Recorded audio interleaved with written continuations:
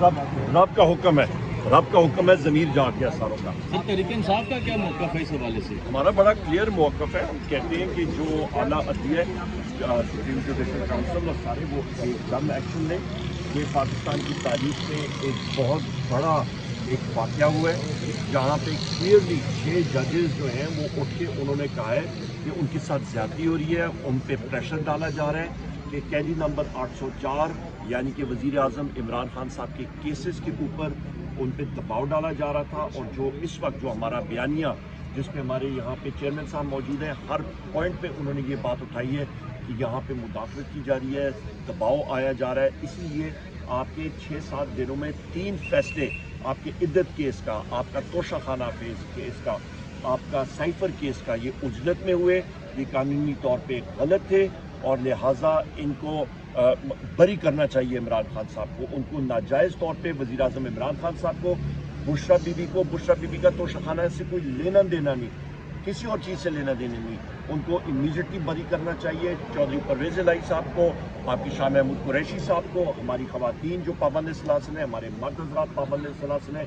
108 जो हमारे लोग जिनको मिलिट्री ट्रायल के तहत उनको रखा हुआ है पाबंद सलासिल, एक सिविलियन को मिलिट्री ट्रायल के तहत आप कर ही नहीं सकते हैं। तो लिहाजा ये सारी चीज़ें जो हैं ये खोलनी पड़ेंगी और जुडिशरी को अपना मौक़िफ़ लेना पड़ेगा। एक लैटिन की वो एक फ्रेज़ है, उसको कहते हैं carpe diem, seize the moment. ये वो मौका है जहाँ पे आपने अपने जो फंक्शन है रियासत का वो आपने डिफाइन करना है कि कौन सा इदारा कहाँ पे काम करेगा। सर क्या जुडिशल कमीशन की आप डिमांड कर रहे हैं, क्या कहना चाहेंगे? और चीफ देखिए, हम सुप्रीम कोर्ट से हमने प्रेस कॉन्फ्रेंस की तफसील से हमने बताया हुआ, हम कहते हैं कि सुप्रीम कोर्ट का फुल कोर्ट बने।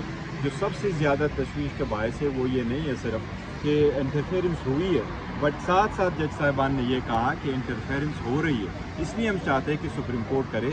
अगर इस्लामाबाद हाई कोर्ट में हुई तो इसी तरह पेशावर में हुई होगी, इसी तरह लाहौर में हुई होगी, इसी तरह सिंध और बलूचिस्तान में हुई, आप लोगों ने देखा, और लोअर कोर्ट्स में हुई है। लिहाजा ये बहुत इंपॉर्टेंट मैटर है, ये सियासत का नहीं, ये आवाम की बुनियादी हकूक़ और 25 करोड़ आवाम के हकूक़ और ये जो आईन का मसला है, इसलिए सुप्रीम कोर्ट को ये हर हाल में इस मैटर को अंजाम तक पहुँचा। सर हामिद खान साहब ने इस्तीफे का मुतालबा किया है chief justice Islamabad high court, तो क्या ये तहरीक इंसाफ का मुतालबा है या सिर्फ अकेले का मुतालबा है?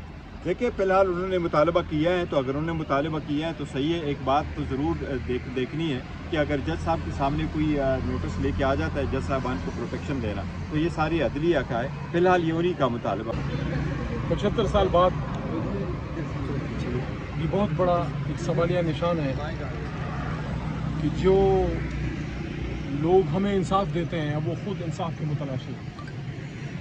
बाइसित वकील बड़ा मुझे अफसोस हुआ क्योंकि इन जज साहिबान की हम बहुत इज़्ज़त करते हैं और चाहे जितना भी इख्तिलाफ हो हम अपना एहतराम का दामन हाथ से नहीं जाने देते। लेकिन ये जान के बड़ा अफसोस हुआ कि उनको किस तरह के मसाइल हैं और किस तरह के थ्रेट्स में वो काम कर रहे हैं। मैं उनको शाबाश देता हूँ कि इस मुश्किल के बावजूद उन्होंने हिम्मत पकड़ी है और उन्होंने अपने जो भी उनको मसाइल हैं उससे अपने चीफ जस्टिस साहब को, सुप्रीम जुडिशल काउंसिल को आगाह किया। अब इस पर ज़रूरत किस अमर की है? ज़रूरत इस अमर की है कि इन चीज़ों की बेलाग इन्वेस्टिगेशन हो। और मैं समझता हूँ हम तो इंतजा करेंगे, दरख्वास्त करेंगे मोहतरम चीफ जस्टिस साहब से कि इस पर आप सो मोटो नोटिस ज़रूर लीजिएगा और इसकी बेलाग इन्वेस्टिगेशन हो कि अगर कोई शख्स इन चीज़ों में कोई शख्स इन्वॉल्व है तो उनसे कानून के मुताबिक पूछो, क्योंकि चंद अशखास की वजह से पूरे इदारों पर फिर हर्फ आता है।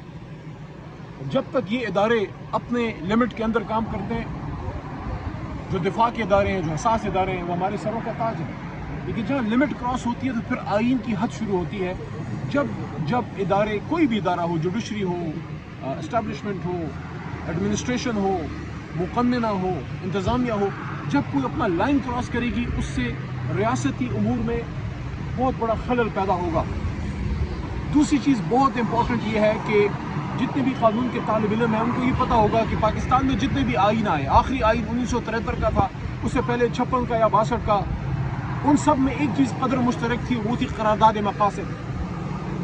और करारदाद मकासिद में वो आर्टिकल 2A के ज़रिए अब आइन का एक बहुत ही इंपॉर्टेंट हिस्सा है। और आर्टिकल 2A ये कहता है कि आइन जुडिशरी की इंडिपेंडेंस की जमानत देता है। तो जो कोई शख्स इस लिमिट को क्रॉस करता है वो बेसिकली आर्टिकल 2A के खिलाफ जाता है, आइन के खिलाफ जाता है। It amounts to subversion of constitution.